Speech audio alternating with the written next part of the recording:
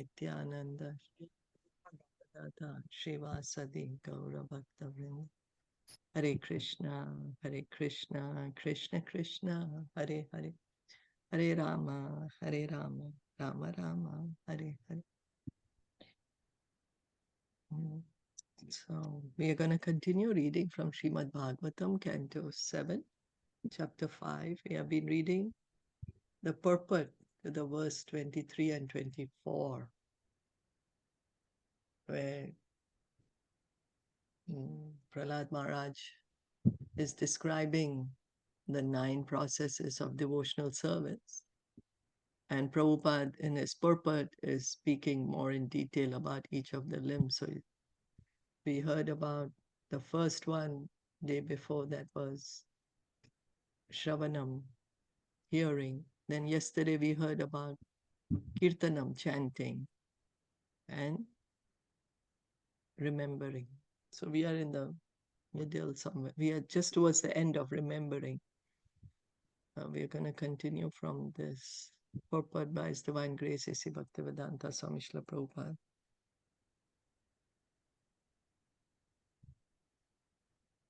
So remembering, Prabhupada was saying, as there are varieties of remembering, there are varieties of chanting according to the relationship and ras that one has with Krishna.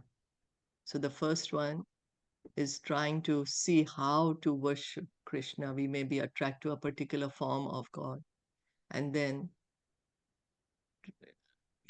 trying to see, oh, how I can worship this form of the Lord. And then the second one is concentrating the mind on one subject and withdrawing the mind's activities of thinking, feeling, and willing from all other subjects. So, like, focus on one thing. Our mind goes everywhere, right? We're trying to multitask in our mind. But here, the second one is mentioned, that focusing on one particular activity or one particular subject. And then concentrating upon a particular form of the Lord. This is called meditation. So meditating, thinking in the mind, remembering one particular form of the Lord.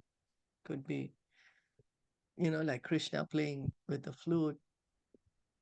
So concentrating one's mind continuously on the form of the Lord. This is called Dhruva Anusmriti, or perfect meditation. So then, as one is remembering, the concentration is so much that one is continuously remembering this form of the Lord. Because here we are trying to understand the different types of remembrances. And awakening a likening for concentration upon a particular form. This is called samadhi or trance. So not only one is concentrating, but one is just fully consumed in that concentration. This is called samadhi, trance. Mental concentration upon particular pastimes of the Lord in particular circumstances is also called remembrance. So one may remember some particular leela of the Lord. In the mind we may remember, suppose Damodar month is going on, we continuously hear Damodar pastime. Then remembering the Damodar pastime. So remembering, that's remembering. Therefore, samadhi trance can be possible in 5 different ways in terms of one's relationship. Specifically, the trance of devotees on the stage of neutrality is called mental concentration. So depending on the relationship one has with Krishna, that kind of a remembrance one has. One has his remembrance. That's why it's being called samadhi, that the devotee is continuously remembering the Lord in a particular way, in a particular form, in a particular pastime. And Prabhupada is saying the first relationship, that the neutrality, that's the first relationship, right? Shantaras. So Prabhupada is saying remembrance of the devotees in this Shantras, that's called mental concentration. So these are the different types of remembrances. Comments? The first one, is it just like, I'm just giving for an example, like as we said, that we may be attracted to different forms. So is it that we might be attracted to Lord Ram or Lord Narasimha, or so we do different, right? So that is what it means, the first one. The first one is how to worship a particular form. This conducting research into worship form. Then the one which you're saying is the third one, concentrating upon a particular form of the Lord. This is called meditation. So one just likes to remember one form of the Lord, you know. Yeah. So that's why this is like very high. If we try to understand, this is like, one who already has his relationship and he's remembering the Lord like that.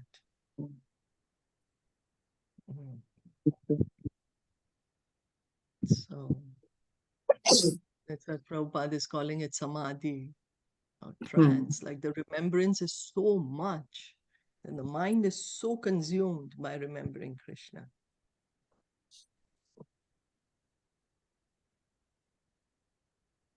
Okay. Then let's go to the other one.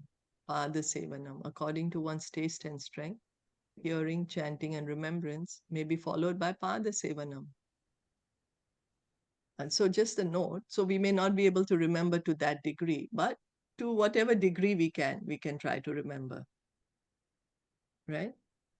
We can try to remember Krishna's words in Bhagavad Gita or his pastimes or, particular form of the Lord.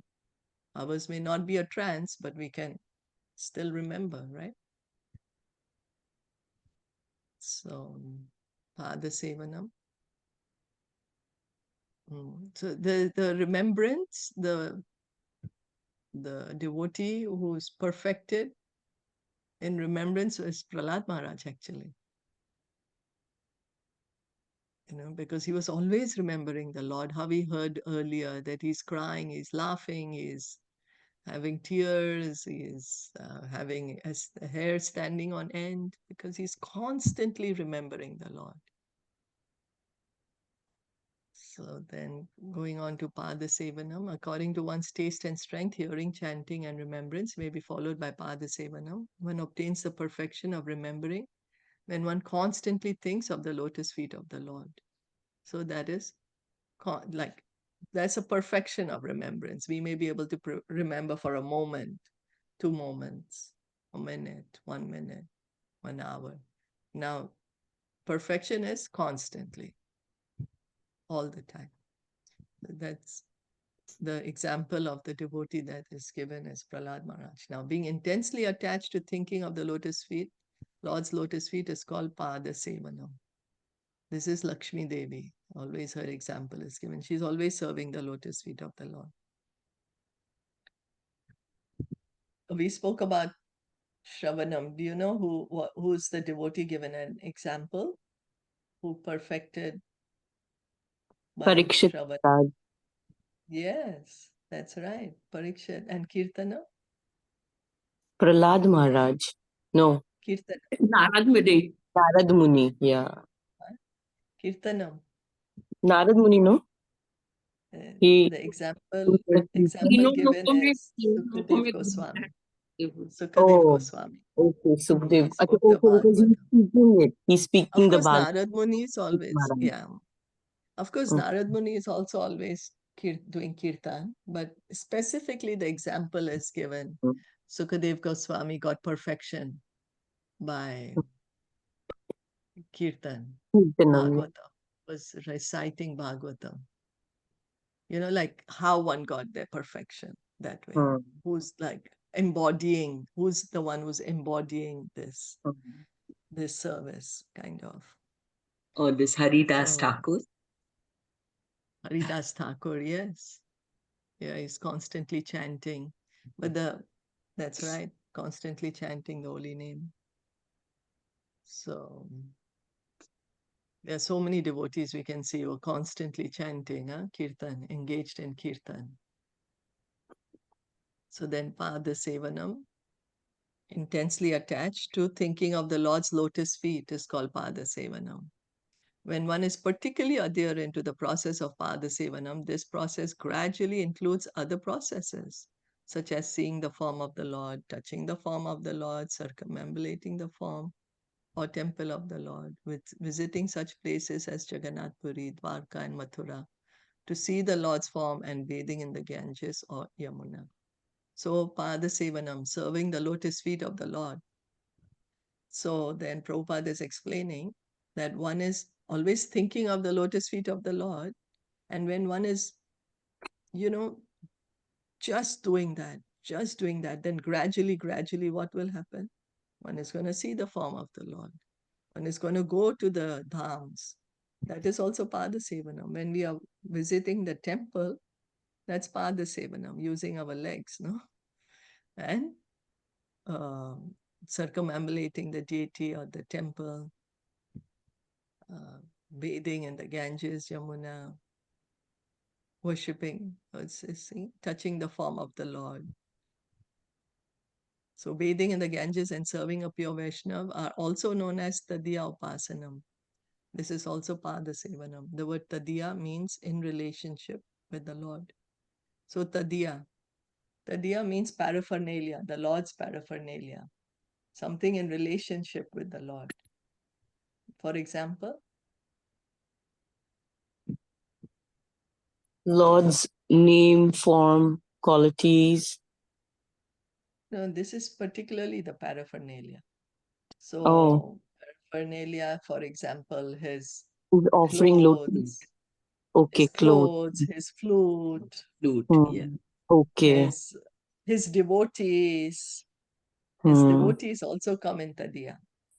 Okay. Yeah. So service to the Vaishnav, Tulsi, Ganges, and Yamuna are included in Pada Sevanam.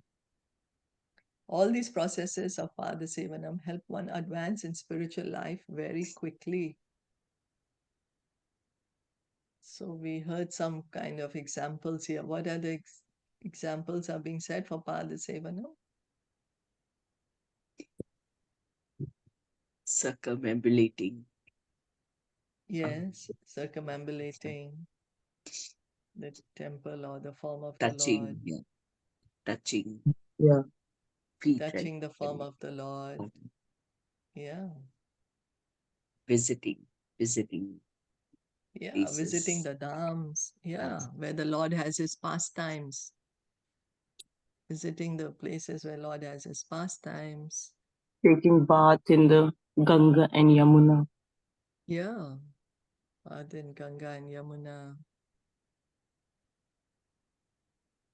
Then serving the devotee. Devotee. Serving pure Vaishnava is written here.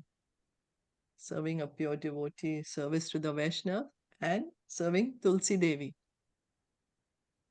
Yeah, service to Tulsi Maharani. Included in Pada Sevanam. So this is all included in Pada Sevanam. So if we are Pada doing Sevanam. any of this, that means that we are doing the Pada Sevanam, right? Yes, that's right. It's coming in Pada Sevanam. Okay. So now Archanam. After Pada Sevanam, one comes to the process of Archanam, worship of the deity. If one is interested in the process of Archanam, one must positively take shelter of a bona fide spiritual master and learn the process from him. There are many books for Archana, especially Narada Pancharatra. So, because to worship the deity, there are rules, regulations, there's proper way, and that is that's all been said. I mean, how to worship the deity.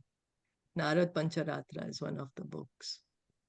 In this age, the Pancharatra system is particularly recommended for Archana, deity worship.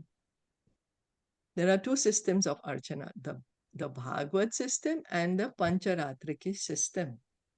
In the Srimad Bhagavatam, there is no recommendation of Pancharatriki worship because in this Kali Yuga, even without deity worship.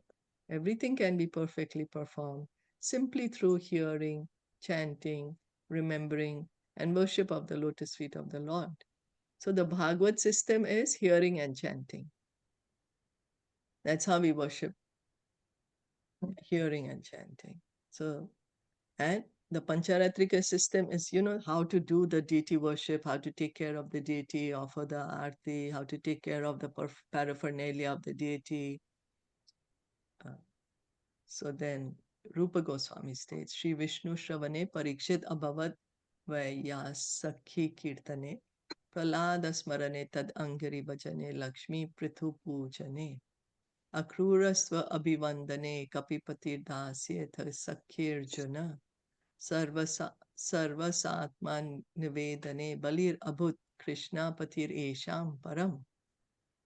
So here Rupa Goswami is saying, who are the devotees who attained liberation or perfection by doing which process of bhakti? Parikshit Maharaj attained salvation simply by hearing, and Sukadev Goswami attained salvation simply by chanting. Prahlāda Maharaj attained salvation by remembering the Lord.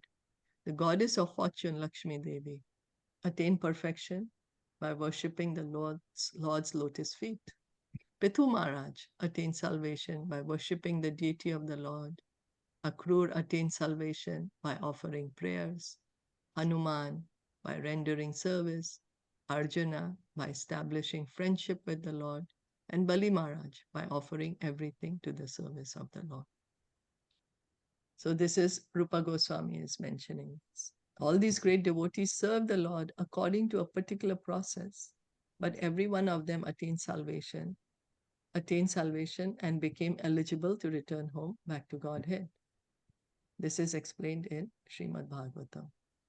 So because Prahlāda Maharaj here is speaking about the 9 processes of bhakti, right? So a devotee can do all 9 to attain perfection, or even one. That is what the emphasis is. That even by doing one process perfectly, can attain salvation. And then the examples of the devotees are mentioned here by Rupa Goswami, that who did which process perfectly and attained perfection by that process. Parikshit Maharaj was hearing, Sukadev Goswami is chanting, Prahlāda Maharaj is remembering. Then we heard Lakshmi Devi is worshipping the Lord's lotus feet. Then what is Prithu Maharaj? In what connection, what process did he do? Because he prayed a lot to, we read previously, Prithu Maharaj and his wife, or producing so much, because the earth was not producing, and then he prayed a lot. Is it the one? So Prithu Maharaj, deity worship. He perfected by worshipping the deity. The deity worship. And then Vandanam. We hear about Vandanam. So the devotee who achieved perfection by prayers. Who is that devotee? Akrurji. Akrur, yeah. So that's what he did. He offered prayers. And then Hanuman? Service. Yeah, servant of Lord Ramchandra. Till today we say he's the best servant of Lord Ram. So he's famous for that. He's a servant of Lord Ramchandra. And then Krishna's friend, Arjuna. Arjun, yeah, still famous, right? He's studying the Bhagavad Gita, trying to understand the conversation. And the devotee who offered everything, Bali Maharaj. Bali Maharaj, is given as an example. Of course, we also hear of Maharaj Ambarish, right? Atmanivedanam. He did all offerings. So there are many devotees, of course, would come in each category, as you all said. For example, Narad Muni for Kirtanam, or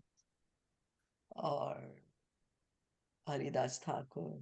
But this is like trying to say that who attained perfection by doing that particular, because Narad Muni, he got perfection and then he started doing kirtan, right?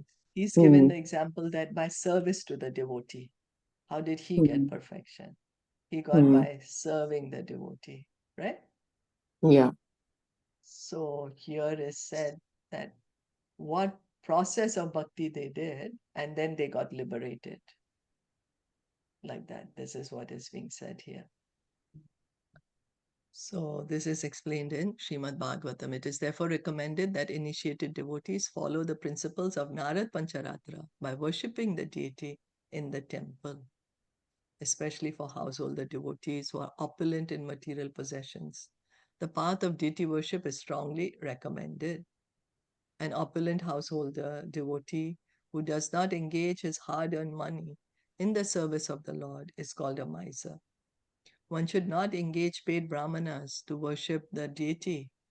If one does not personally worship the deity but engages paid servants instead, he is considered lazy and his worship of the deity is called artificial.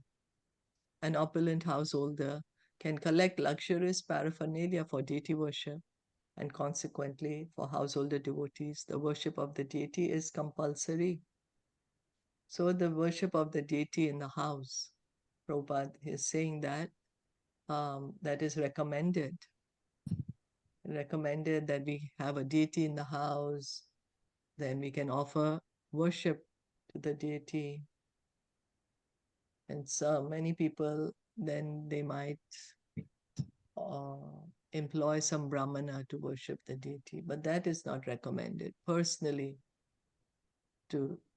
one should personally serve the deity. So in our Krishna consciousness movement, there are brahmacharis, grahasthas, vanaprasthas, and sannyasis, but the deity worship in the temple should be performed especially by the householders. The brahmacharis can go with the sannyasis to preach, and the vanaprasthas should prepare themselves for the next status of renounced life, sannyas. Grihas devotees, however, are generally engaged in material activities, and therefore, if they do not take to deity worship, their falling down is positively assured. Deity worship means following the rules and regulations precisely. That will keep one steady in devotional service. Because according to the Pancharatrika system, then there is timings. The deity has to be worshipped, at proper timing. As we have timing, okay, I have to wake up my child to prepare his breakfast because he has to be in school at this time. Then this time this is going to happen. This time I have to take him for the class. You know how we have timings for so many different things, right? And then but there is timings also to follow the deity, the rules and regulations. So that so Prabhupada is saying so that because in householder life we can't keep particularly to a good routine. We have so many different engagements, we have so many different things to do. So when we have deity in the house, when we worship the deity, we cook food, offer to the deity, then we can have some, it's easier to engage in devotional service, easier to remember Krishna. Otherwise, we may just forget him, but when we have deity, oh, okay, let me offer food. Like that. That will keep one steady in devotional service. Generally, householders have children, and then the wives of householders should be engaged in caring for the children, just as women acting as teachers care for the children in a nursery school. So, taking care of the children also very, very important. Grahas devotees must adopt the Archana Vidhi or deity worship according to the suitable arrangements and directions given by the spiritual master. Regarding those unable to take to the deity worship in the temple, there is the following statement in the Agni Puran. Any householder devotee, circumstantially, unable to worship the deity must at least see the deity worship, and in this way he may achieve success also. The special purpose of deity worship is to keep oneself always pure and clean. Grihas devotees should be the actual examples of cleanliness. So here it is said, Grihast devotee, what is that?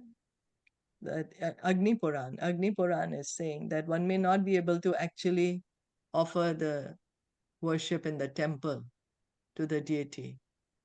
One may not be able to offer arti or cook for the deity, but by just seeing the arti happening,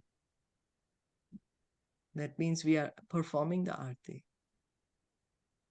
By just seeing it means we are also performing, we are worshipping the deity in this way, just by seeing.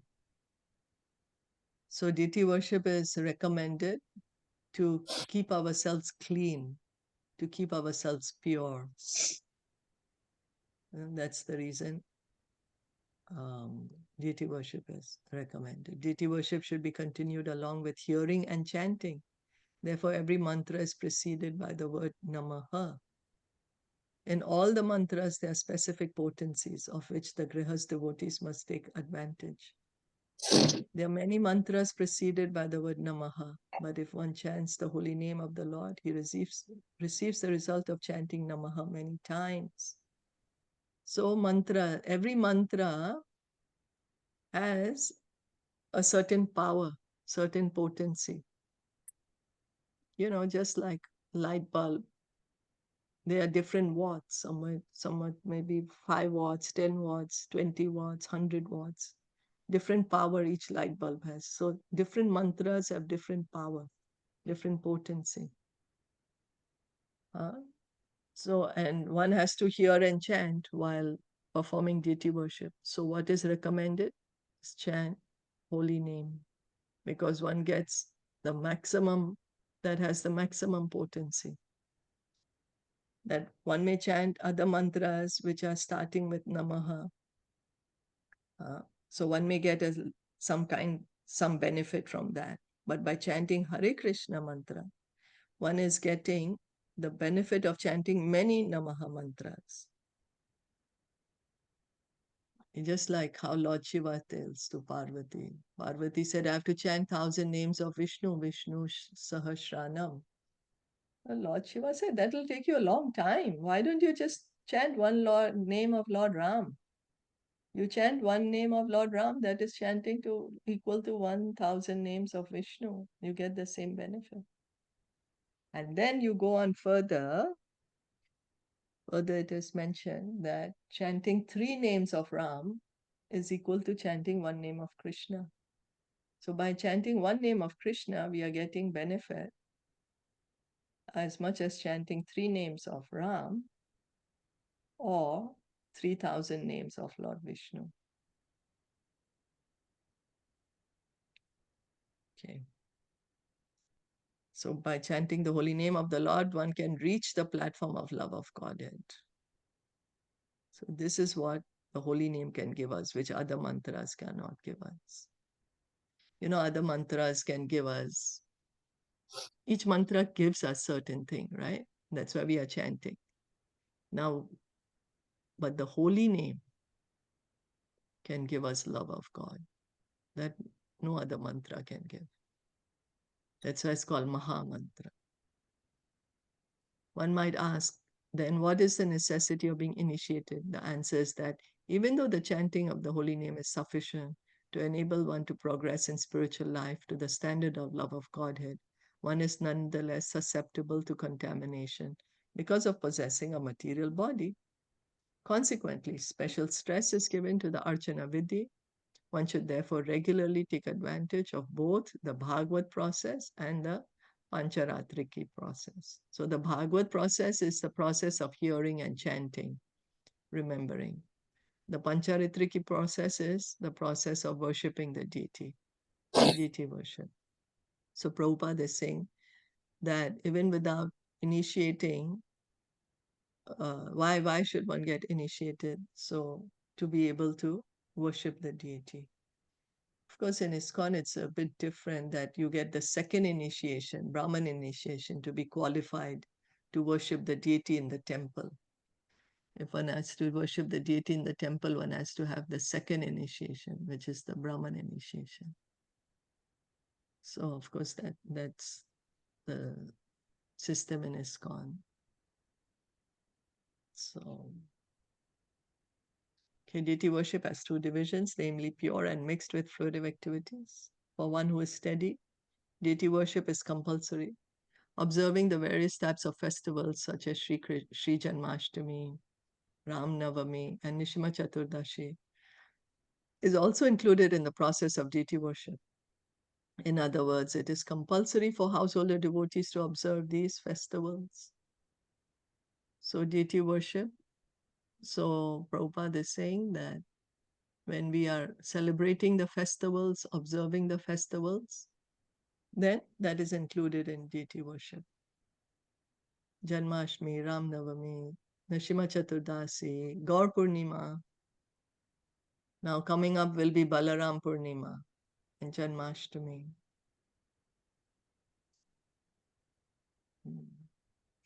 Okay, now let us discuss the offenses in deity worship. So now Prabhupada is explaining, as there are offenses to the holy name, we heard. How many offenses are there to the holy name? 10. 10. Now we are going to hear the offenses in deity worship. The following are offenses. 1, to enter the temple with shoes or being carried on a palanquin. So we need to take out our shoes outside the temple, otherwise it's offensive. Or coming in a palanquin inside, in front of the deity. B, not to observe the prescribed festivals. C, to avoid offering obeisances in front of the deity. So when we come to, so observe the festivals, there's so many festivals, so we observe it. We can, each of us will observe it in our different way, to our different capacity. And then offering obeisances, when we come in front of the deity, we offer obeisances to the deity. D, to offer prayers in an unclean state, not having washed one's hands after eating. So come in front of the deity, we need to be clean, wash one's hands. To offer obeisances with one hand. So obeisances should be with both the hands, to circumambulate directly in front of the deity. Circumambulate directly in front of the deity. G, to spread one's legs before the deity. H, to sit before the deity while holding one's ankles with one's hands. So you know how to sit in front of the deity also. I, to lie down before the deity. J, to eat before the deity. So that's why when before prasadam, the deity curtains are closed, no? They're closed, then everyone takes prasad. And to speak lies before the deity. To address someone loudly before the deity. To talk nonsense before the deity. To cry before the deity.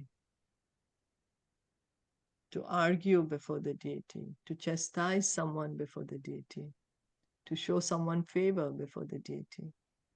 To use harsh words before the deity.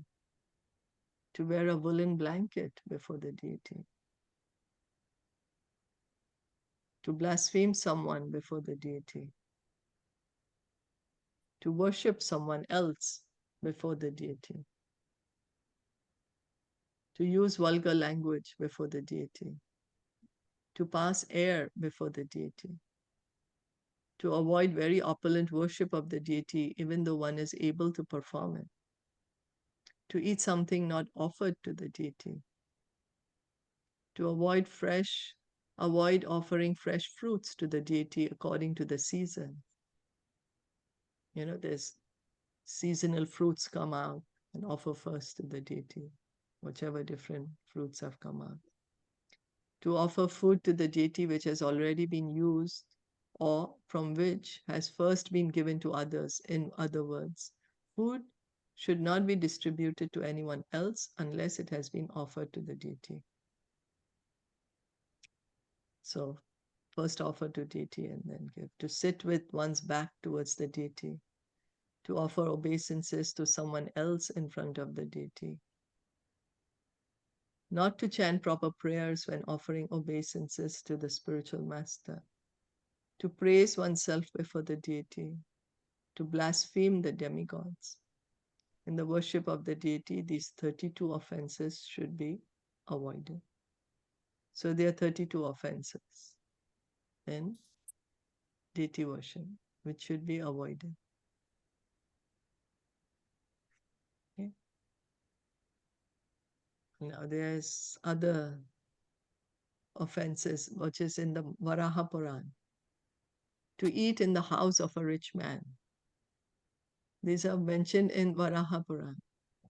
To eat in the house of a rich man, to enter the deity's room in the dark, to worship the deity without following the regulative principles, to enter the temple without vibrating any sound. I guess that's why we have the bell, right? To announce that, okay, we are going to enter now.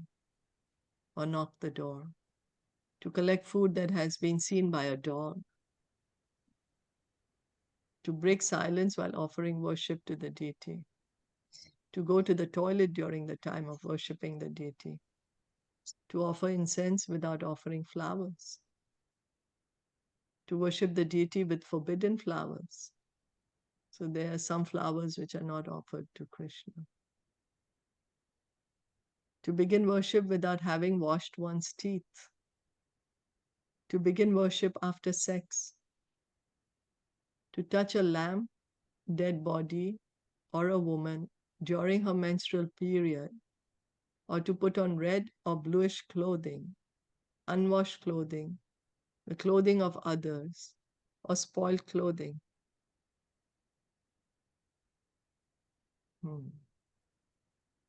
Other offenses are to worship the deity after seeing a dead body, to pass air before the deity, to show anger before the deity, and to worship the deity just after returning from a crematorium.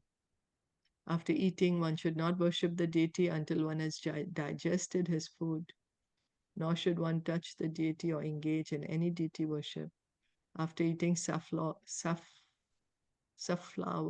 oil or hing. These are also offenses.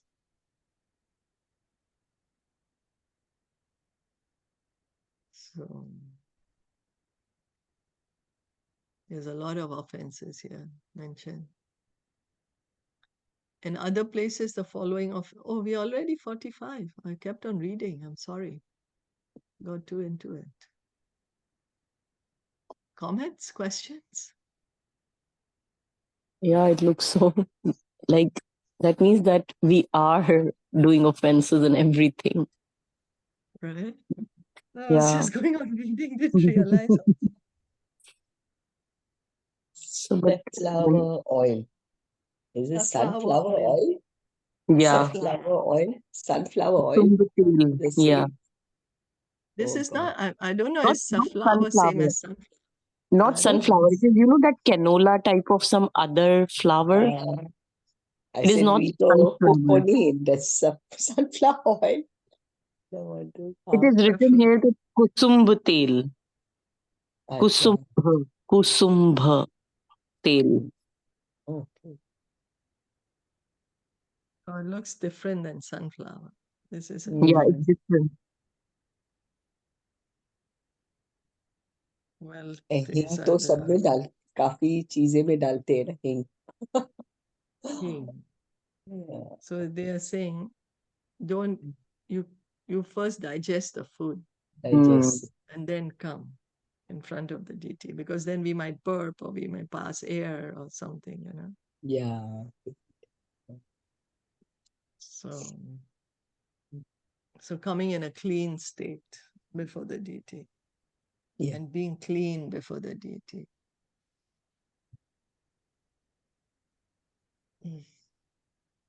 About the clothes, it is written that the once you wear the clothes should go directly into washing and you should not rewear it. Yes. Yeah. So that also part that sometimes Prabhuji was mentioning that these days it is not possible, like how people have started wearing jeans and they wear that jeans for maybe 5 or 6 times and then they put it into wash. Yeah. And then there are new clothes which are dry clean, so they wear it twice or thrice and then they dry clean it. So Mm. then people are wearing the unclean clothes, and that is very, very bad. Yeah. Mm. And then I realized that yes, we are doing it knowingly, and knowingly Yes, we nobody are told doing it. we are doing it. Yeah, we are doing it because don't know how to keep up the standard, Yes, you do know, not. Mm. how to maintain that standard. Mm. That's why Yeah. he said that people are collecting more and more, and they don't even know when are they going to wear it. So rather keep simple clothes so that you can at least wash it every day and wear it. But then you mix it, and then we also mix those clothes with the others and the pure clothes. Yeah. Then the purity of the other clothes also goes away. So oh my god, it was so like, because it's also written here, no, about the clothes. So that's why I thought, oh my Yeah. god. Yeah, it's true. It's true.